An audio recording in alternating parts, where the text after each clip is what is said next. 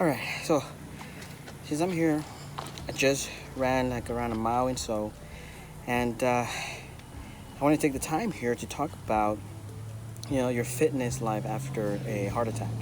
So when I got out of the hospital and I got like the therapy within the hospital time when I was in 5 days, a guy comes to you and talks to you about your exercise, what you can eat, the things you can do after your heart attack. And so one of the things that they told me was how did I have somewhere that I walked before the heart attack, like was I walking a lot?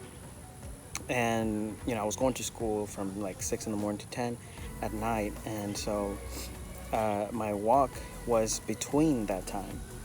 And so one of the things that I told him was that I would walk a lot, but it would be like during classes, and I mean, after every class I would walk and then go to the gym and do my exercise. But that's not what he wanted to hear. He wanted to hear if I would walk continually, like if I were to walk on a treadmill, if I were to walk on, in the park, continue walking without stopping. So that's the first thing they're going to tell you. They're going to want you to do after a heart attack. They're going to want you to start your walking and exercising at least 15 to 30 minutes a day. And so out of your day, that's what you're going to come out to doing. So I recommend that you actually do, because this is my own theory. When I was in school and after school, I spent most of my time sitting down. So to my theory, one of the reasons why you can get also a heart attack, and the reason why my clot came from my leg, is it was a clot that was like building up, and it was an old clot. That's what they were weirded out. And so one of the things that I believe is I was sitting down like most of the time of my day for like 2 years. And so sitting down, doing homework when I would get home, sitting down in school, and the only times that I would walk would be in between classes and when I would go to the gym.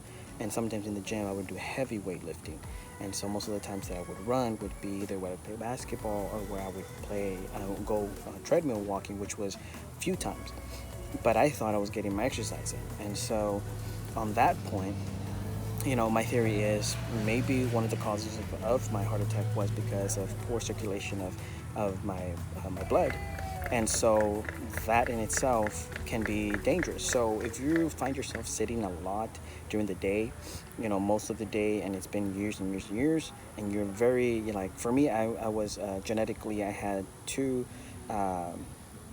genetically DNAs that were the same, that were categorized in heart attacks. So one for my mom, one for my dad. One of their genes came to me because in their genetic DNA, they had some sort of heart attack that had been passed on through generations, but we didn't know about it until it found out to me. And the easiest way that I can explain this is like when you get colorized in your family, and it's like skips every generation. Well, this is like, skip like every, like, I don't know, 50, 20 years of generations. I'm not sure, but that's my theory.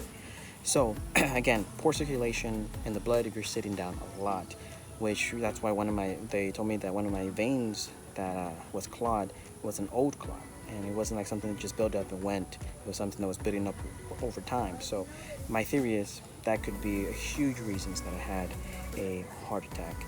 And so after the heart attack, a couple of years after walking, the doctor, once you go to your primary doctor, they'll give you the relief that you can go and start, exercising, but gradually. Don't just go out there and automatically start lifting heavy and start, because you're, like the doctor told me, your brain is ready to go, but your heart is still healing. So remember, you're scarred from your heart, and so it's healing, and the process of getting used to that is still getting, its role of the way it's going to go. So, be careful when you start working out. And one of the things that I do recommend, I have a medicine here. It's called, I have it here somewhere. I always take it with me everywhere I go when I go exercising, because it's very useful. It's called nitroglycerin. And what that medicine is, it's typically going to help you if you have a heart attack. It's going to help you thin your blood so that you won't get clot super fast and die. So it's going to prevent you not 100%. It's just gonna help you out, give you an extra like hour, minutes. I'm not sure. It depends the way it works in your body, but it's gonna give you time for the ambulance to get there or for you to get to the hospital. So keep that in mind. Ask your doctor if you have had a heart attack and you're in that danger zone. So use that. Ask your doctor about it.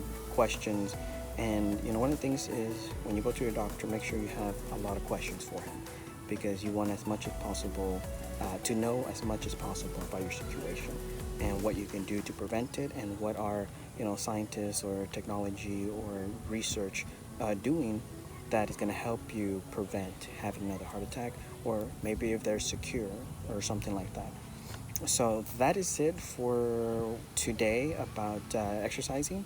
I just finished running, which I do every day, every like 2 or 3 days out of my week, and so I can get that energy going.